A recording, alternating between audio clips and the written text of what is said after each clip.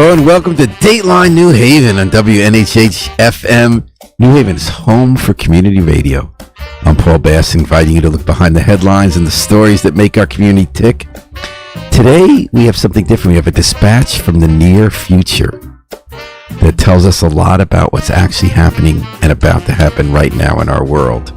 We're going to take you to the year 2081 to help understand all the forces at play today as our society heads toward a massive conflagration and a contest between forces trying to eliminate democracy. Our guest today is Mattie Lubchansky, the author of a brand new graphic novel that I'm on my third time reading called In the Land of Simplicity. Third time because there's so much in it and it's so interesting. And the best traditions of both graphic novels, as a way of telling a story of something important, both a personal story and what's happening in society, but also because Mattie is one of the writers trying to help us, as so many are now, and you've heard some of them interviewed on this program, try to help us understand what is happening in our world right now and what are the implications. What's it going to look like a few decades from now when this all plays out? Mattie, welcome to Dateline New Haven, and thanks for making time for us. Yeah, thank you so much for having me on.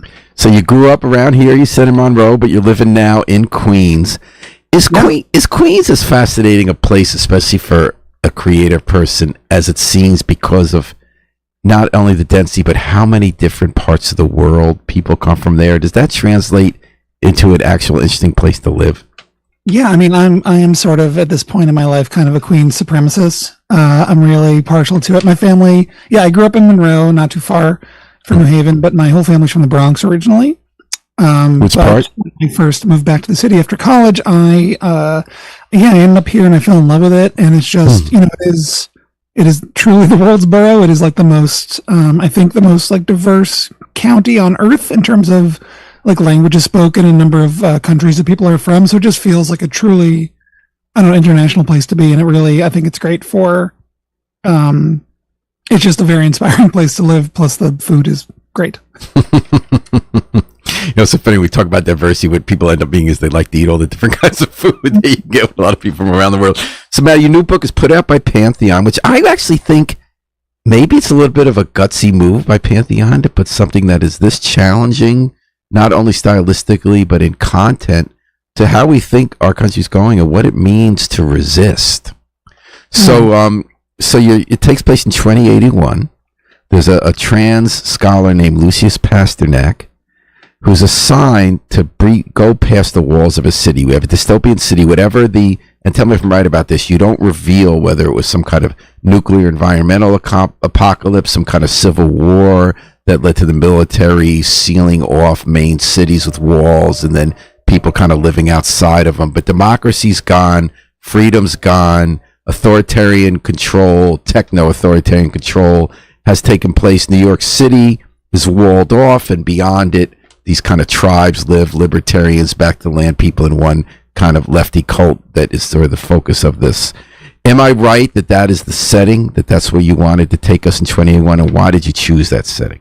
Yeah, so, I mean, I think you said it really well earlier about how, it's just using the trappings of genre fiction to sort of talk about what's going on now. And to me, it's sort of, in the tradition of a lot of other speculative fiction authors, I was trying to draw sort of like, take where we're at now and try to draw a straight line to where we might be going. And, even in this story, even like America, the country has been broken up, right? Like it full on, sort of this like conflagration confederation rather of like secured city states, they're called. And the idea is that it's basically, these like fascist surveillance states, and the walls are there to keep undesirables out and to keep people in, so it was just sort of the idea of the setting to me is sort of what if the things that need to be done don't get done, what is sort of like, what will the world look like at the end of my life, And there's a combination here of both the political implications of the fights we're having now in our country and that leads to fascism.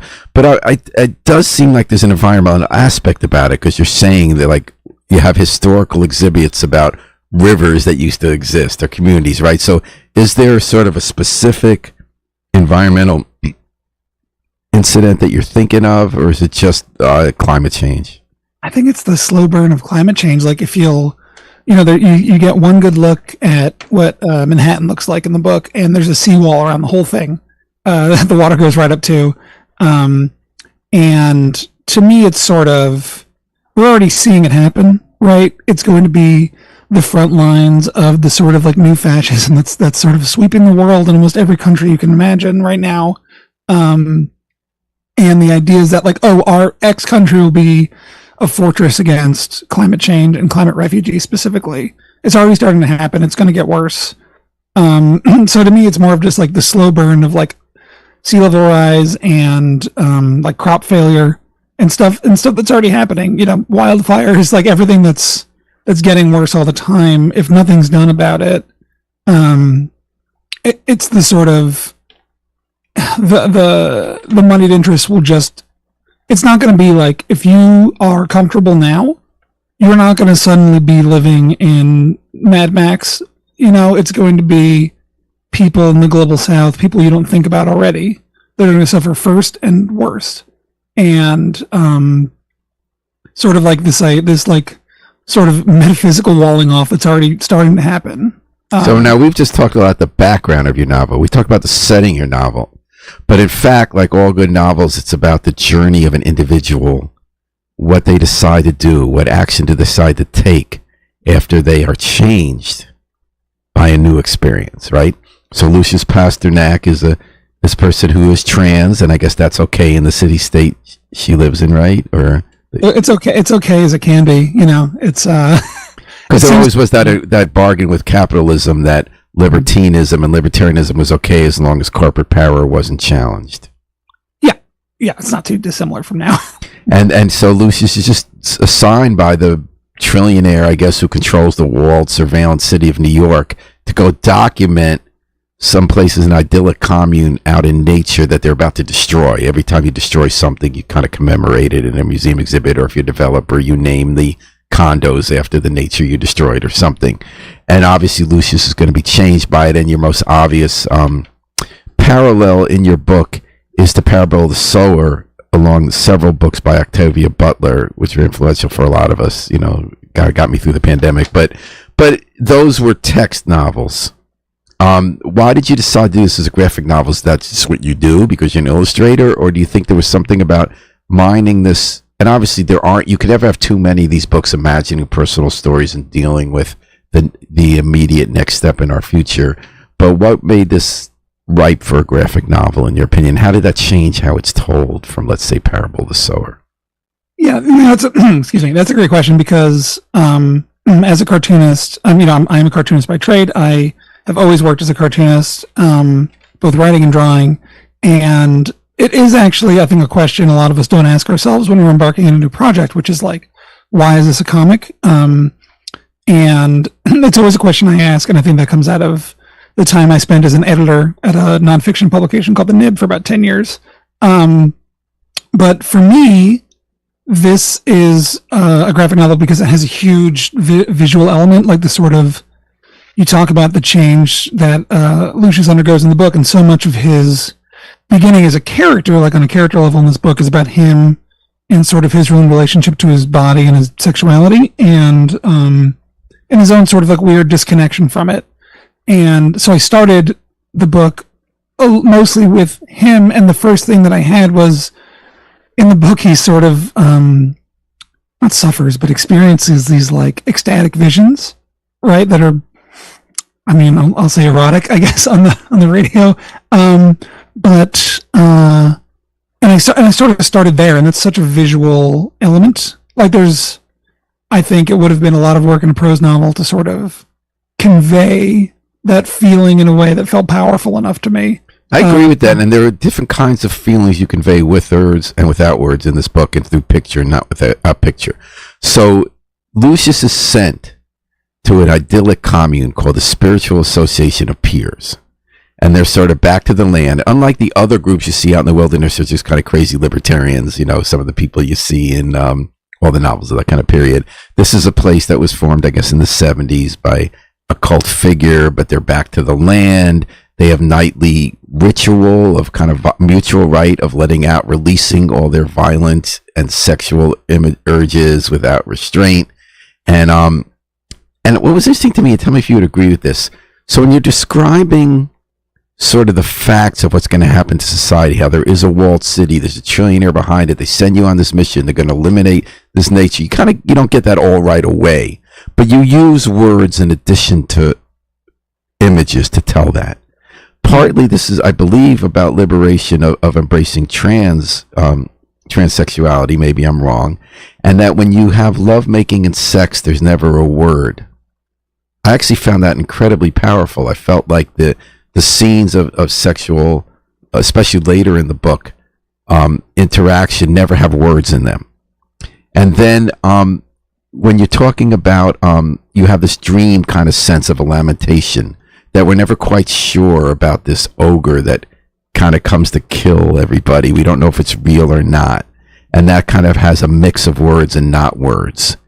And then you don't show with either words or image how New York City has been taken over at the end of the book by this group. So how did you make those decisions? Yeah, so I mean, to me, it's always I also come from not just like comics world, but also I was making comic strips for a really long time, like short form work, and the sort of like platonic ideal of a comic strip, it has no words and everything is conveyed via the drawing. So it was always, to me, I'm always trying to reach for that economy of language best I can. And with regards to like the sex and the violence in the book, yeah, there are these like cacophonous scenes of them sort of having this, what's called the mutual rite in the book, where they're like sort of nightly having an orgy that is also a fist fight. And they're very loud, and you can kind of see how loud they are, but I don't have sound effects. I don't have people screaming like shown in like words or anything. And that was really intentional. Because I just want it to be, this book is so much about this one person getting in touch with their own, like on the book is about a zillion things, but on a character level, the book is about this one person sort of coming to terms with his own body. And for me, is it his own body, or his own body as well as his own place in a society in which freedom is and liberation on a social scale are being played out? The questions of how you do that. Yeah, like I mean, like his two big like sort of things holding him back are his relationship to his own body and this sort of, it's not, I'm hesitant to call it cowardice because you try not to like write a character with judgment in your mind, but sort of a hesitance. Yeah, a hesitance. A feeling that you need to work from the inside to work on things. The sort personal liberation tied in with social liberation. Yeah, and like you can't get like the revolution starts with you and your friends having a meeting, right? That there's those things are so intertwined. Like you can't have a political movement that's not like person focused. You have to talk to your neighbors first. Like that's all so important to me and comes out of like sort of my experience with mutual aid and protest work and all that kind of stuff.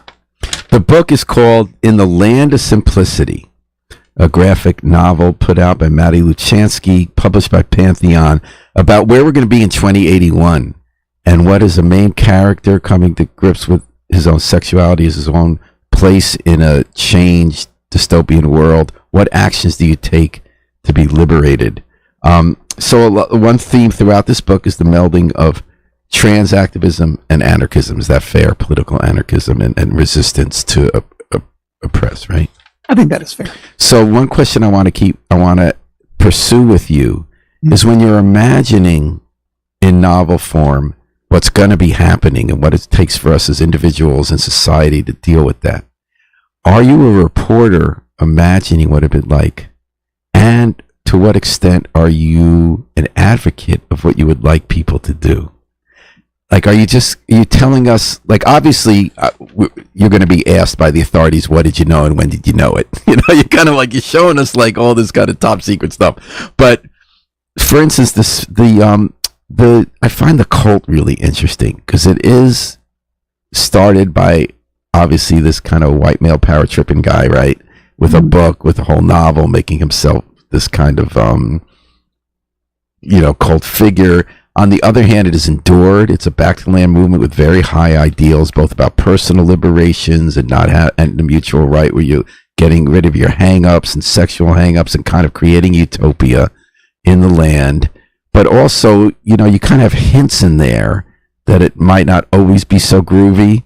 Like there's this comment made in passing that like, we know how to deal with it when somebody doesn't follow the rules, and you kind of wonder, because cults often have their enforcement, and there's a trajectory when you're imagining cults, including in Parable of the Sower, although it was a little more complicated there, where power corrupts in any organization you have. The ideals you believe you had get challenged by outside forces. Were you endorsing this idyllic commune? Were you not endorsing the ideas? Were you suggesting that the idealistic views it had kind of get complicated when power relationships develop? Were you just reporting? What was your role here with this commune? So, I tried to avoid being too didactic in this book. And you totally succeeded. I mean, like, this is not a didactic book. I'm really glad to hear that. Thank you. The ideas are there for people like us who like feast on dystopian novels or debates about where to go in public and what's the right way to resist, but it's done through the story.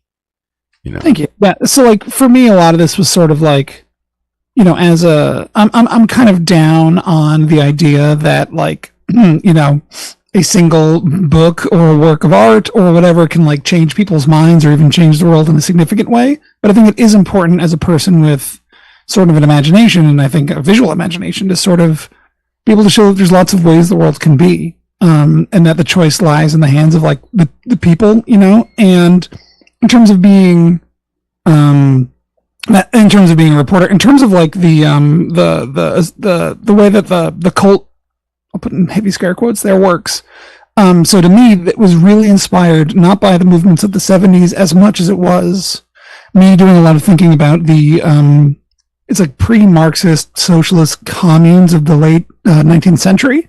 In specific, I was thinking about the Shakers and a group, the followers of a French guy called Etienne Cabet, who he wrote a book called Travels in Icaria.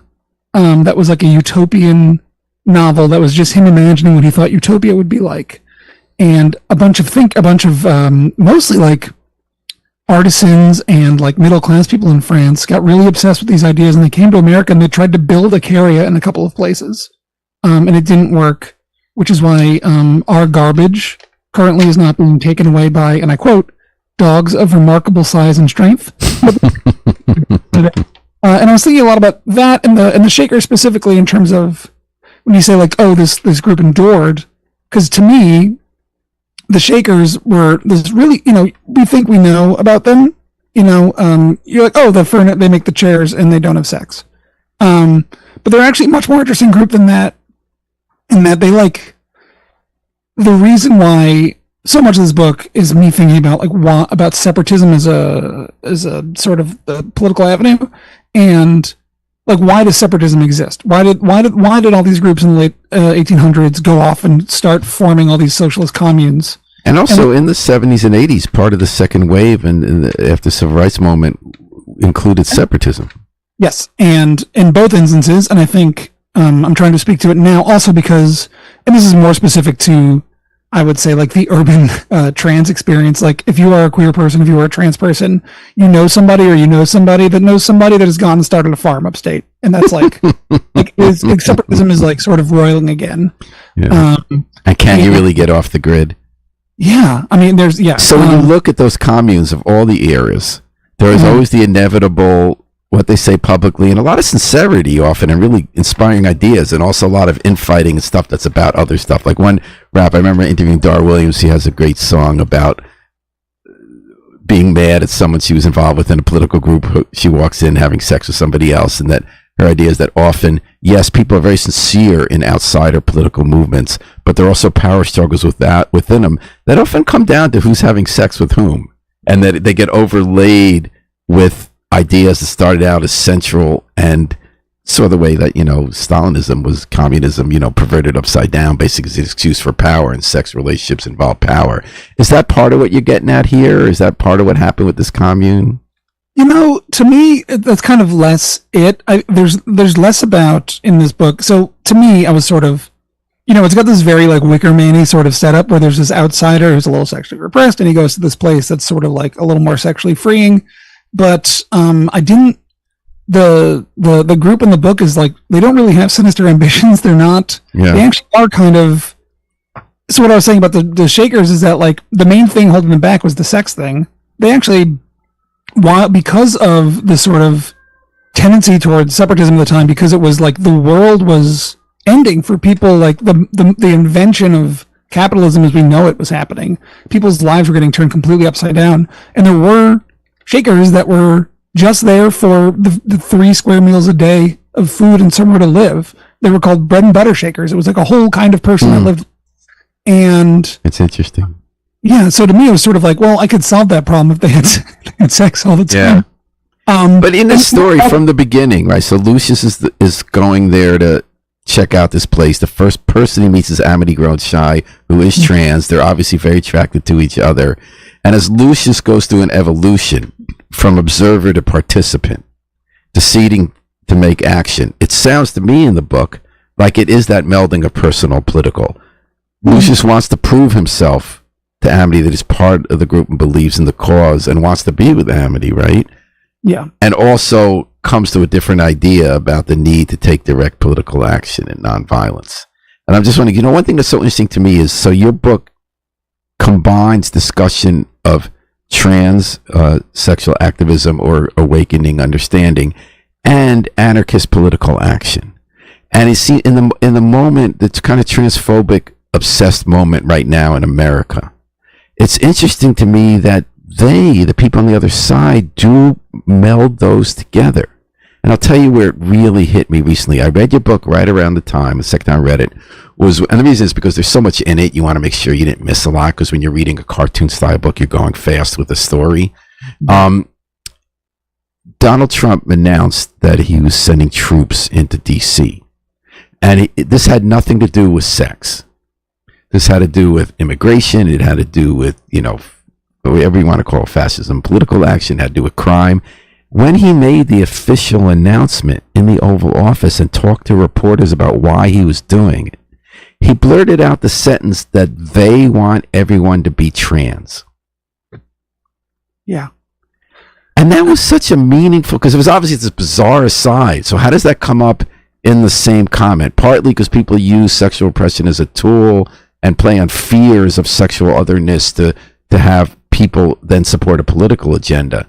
But I think there was something different. I think that oppressive, because like you made a decision to make transsexuality and anarchism one of the same fight in this, right? In this book. The heroes in this book combine the quest for that kind of liberation on both fronts. The people who symbolize the forces of repression they're up against right now in 2025 are also grouping together quest for trans right and acceptance and resistance to fascist politics. Why are those together? I mean, I think being trans represents a threat to the hegemony. Like I think it is this sort of thing where it is one of our most rigid things in society is the gender binary, right? And even if you are finding another place in it that is still very binary, as a lot of trans people are, but self-included, but like I think the idea of being able to break that or transcend it or work around it is like actually existentially terrifying to these people. I think they are so afraid of you being able to break out of this one really rigid system. It's like, what else? I don't think they're sitting around being like, oh, well, if they're going to escape this one box for them, what's next? They're not like that smart. They are truly reactionary in every sense of the word. Actually, I think they're very smart. I think the ad they used to win the election when Trump said she's for they, them, I'm for him, or you're playing out people's fears of their own sexual insecurity and the way they've seen the world and where they don't feel safe, to have them talk about that and instead of as a way to sell something completely different. But in this book, I feel like they're not completely different from the perspective of someone who is in favor of sexual liberation and freedom and political liberation and freedom. It kind of gets back to the debates of the 70s of the personal is political. They're tied together, but then you have conservative LGBT people who say they aren't, whether it's, Andrew Sullivan or people who are, gay male participants in the Trump administration who are kind of proudly wearing that. So is this book kind of arguing that those forms of liberation have to come together? Yeah, I mean, let me correct what I was saying. Really, it's like they're smart in that they know how to drive these wedges when they exist. They don't understand why they're feeling it. They don't. It's not that sophisticated of a thought, is what I meant. But yeah, I think the struggles are interconnected in the way that every struggle is interconnected. Like this is all. It is self-determination is the thing that is at stake here. And if you are, say, a cis gay person or lesbian that thinks that you can sort of slam the door behind you, that they won't come for you next, that it's not the next thing on the docket, you're, I think, sorely mistaken, and you're being used as a tool in the same way that oppressed people there are always counterexamples of someone that's thinking to themselves, well, they'll leave me alone and I'll be safe. Even if they're not making that calculation cynically, even if they're just doing it because they are scared, or they don't even, it's not even necessarily a, like a series of thoughts they are having. It's just something they're doing. There's those people have always been there, and I think if you don't understand that it's all, I think for me, what it is, it's all trying to see things structurally, right? And it's all one big structure. One could call it a superstructure, could you not? But there's like one big thing here, and you can see it or you can't.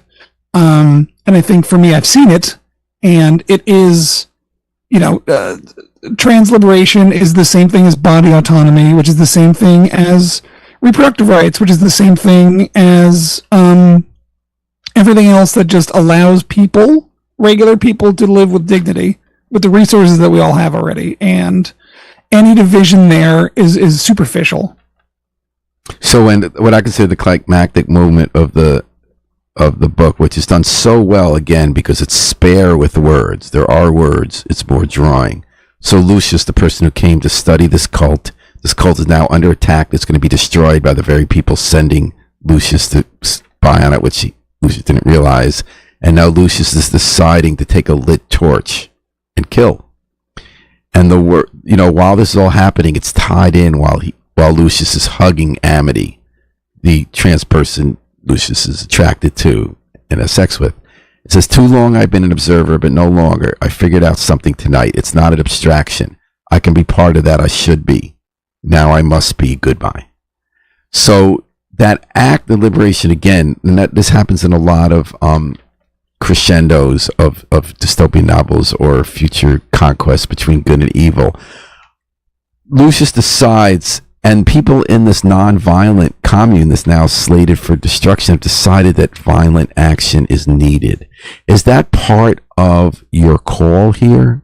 Is that part of the call of the book? Yeah, I mean, so, yeah, again when I was doing all this research on these like separatist communes of both the 1800s and 1900s, so much of it for me is thinking about, or so much of it for them rather, was this idea that you and your friends could go start a farm, start a commune, whatever, build a model kind of new city, and everyone else in society, which they would always call the world, everyone else in society would see what you were doing, and they would be like, "Oh, it's a great way to form society. We'll do that also." And I think, to me, that is a gross misunderstanding of what power is and how it works and how it's always functioned. Like throughout human history, like the army's never just going to put down their guns.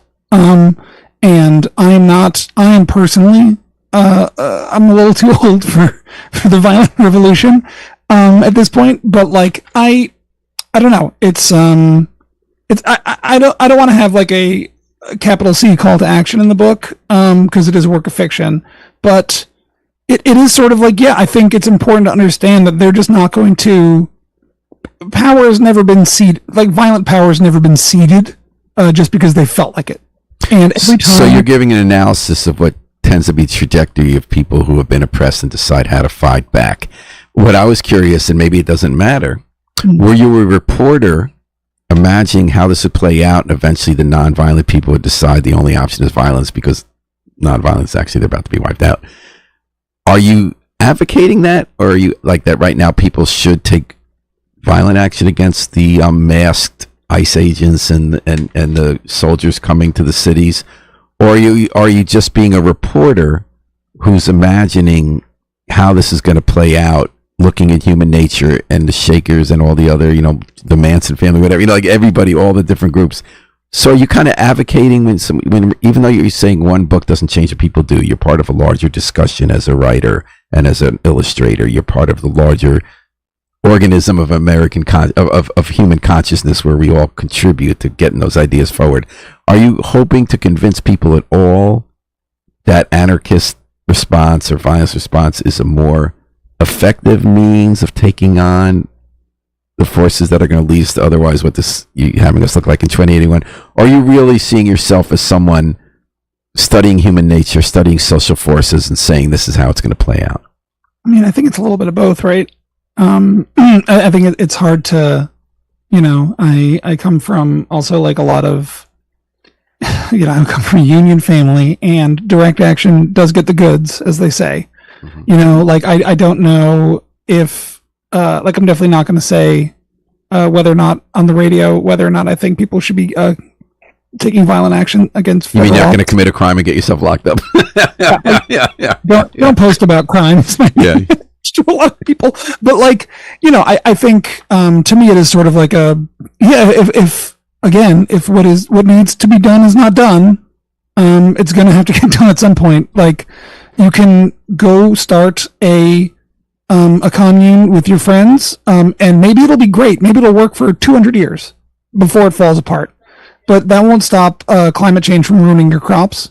And that's a thing that you can't do by just going off and doing your own thing. I think is maybe like my big actual, like, if there's anything didactic about the book, it's that. Is that point? Okay, we're talking about In the Land of Simplicity, a new graphic novel put out by Mattie Lubchansky about where we're headed in 2081 and what are we going to do about it and how to be liberated. And it's put out by Pantheon. The last set of questions I wanted to ask you, Mattie, and thanks so much for chatting with us today about your book. I recommend people read it. Is we're left to imagine the ending, which I greatly respect. I think that's a great, and then, without spoiling too much, it's so interesting to me that in the end, this nonviolent commune, which is now threatened with destruction, fights back and wins. So it was, but you didn't really tell us what happened, so I don't feel like I'm giving away the ending. That's all of a sudden the walled, secured city is run by the group that was living out in nature, and everyone who was running that place was banished, and now they're out in nature with all the money and power and having the unfree society, and we don't know what it's like inside. So they're calling it the Coalition of Security City-States, that replaced the fascist surveillance state, and the only people you quote are guards from outside. You say the lefty crazies took over, the whole place upside down, terrorists, a bunch of communist queers in weird robes, and worse is mob rule. I kind of have a hunch that they're not speaking for you. Are you setting us up for a sequel, or you just want to leave that open by showing us the way that all the original plans get complicated if people have different visions of the world? Where are you going with this? What happened? I sort of wanted to leave it a little open-ended. I didn't want to just tie it in there was a lot of different endings to this book that I wrote. I went, maybe the most iterations I've ever gone through anything, writing something, was the last, 10 pages of this thing. And, I just wanted to sort of I wanted it to be a little hopeful, that maybe, the idea was not necessarily just like the separatists are onto something, right? It is a. I went into the book sort of with a very critical view of this kind of this avenue of political action of separatism, and by the end of it, I ended up a little more sympathetic to it, even though it's not, for me. But I'm committed to the moving back at home. But like but the thing was like the people. I think it's the sort of like sense of community that they developed is really important for something big to happen, and their moment in history comes, they prevail, which is not the usual storyline. And I guess I thought it was interesting, and I agree with, I respect your choice about leaving it uncertain. Because one thing you wonder is, okay, the guards are just, bigoted, whatever. But the people who are running it now, were they changed by having their fundamental ideas of nonviolence changed in order to get power? They had to take violent action. What happens now when they're in charge? So obviously, like you look at Daniel Ortega and the Sandinistas, what happened with him, right? But then you look at Uruguay, where power did not change the leader and their values, humane values.